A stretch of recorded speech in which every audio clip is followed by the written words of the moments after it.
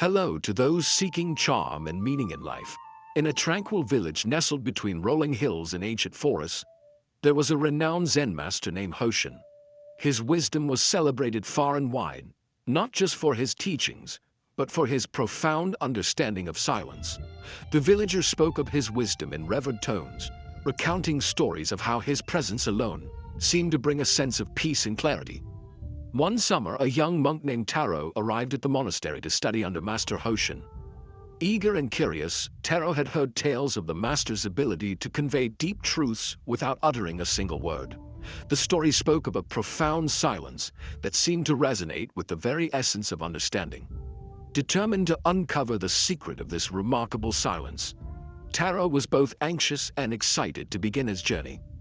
On his first day at the monastery, Taro was greeted by the serene environment that characterized the place. The grounds were meticulously maintained, with meticulously arranged stone paths, manicured gardens, and ancient trees that seemed to whisper secrets of their own.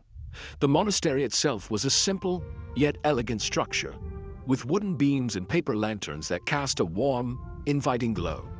Taro approached Master Hoshin with a question that had long troubled him.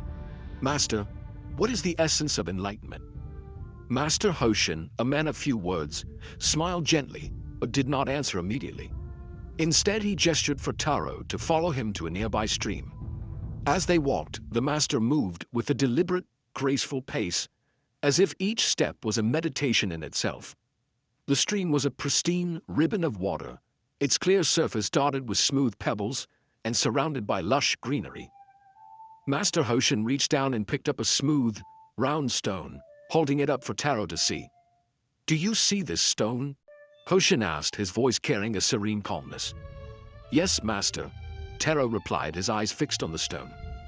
"Listen to the stream," said Hoshin, gently placing the stone in the water.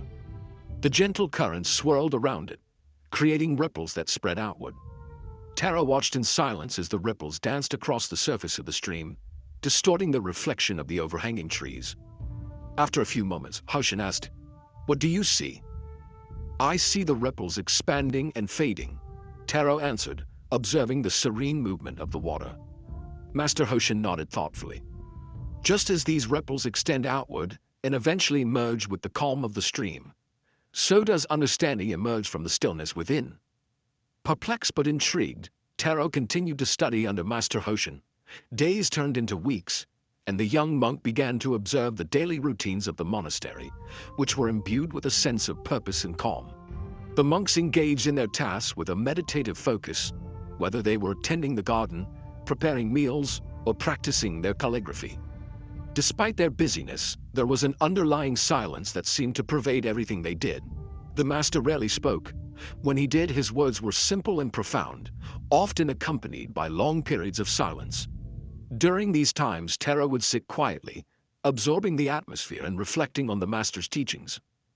One evening during a particularly intense meditation session, Taro's mind was racing with thoughts.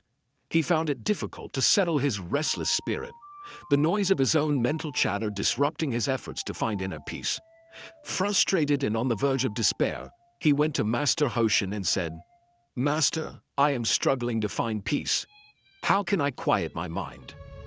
The master took Taro to the monastery's garden, where a large, serene pond lay surrounded by blooming lotus flowers. The pond was a masterpiece of tranquility, its surface undisturbed except for the occasional flutter of a dragonfly. Hoshin pointed to the pond and said, "Observe the water."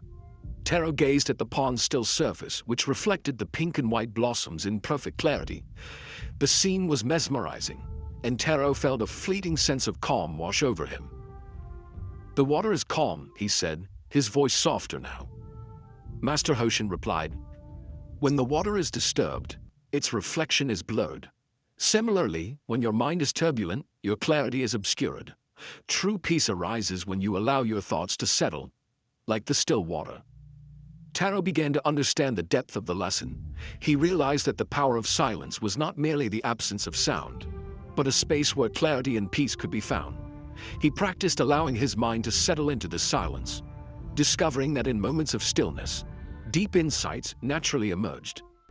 As Taro continued his training, he observed how the master interacted with others. Whether in the monastery or during visits to neighboring villages, Master Hoshin maintained a presence of calm that spoke volumes.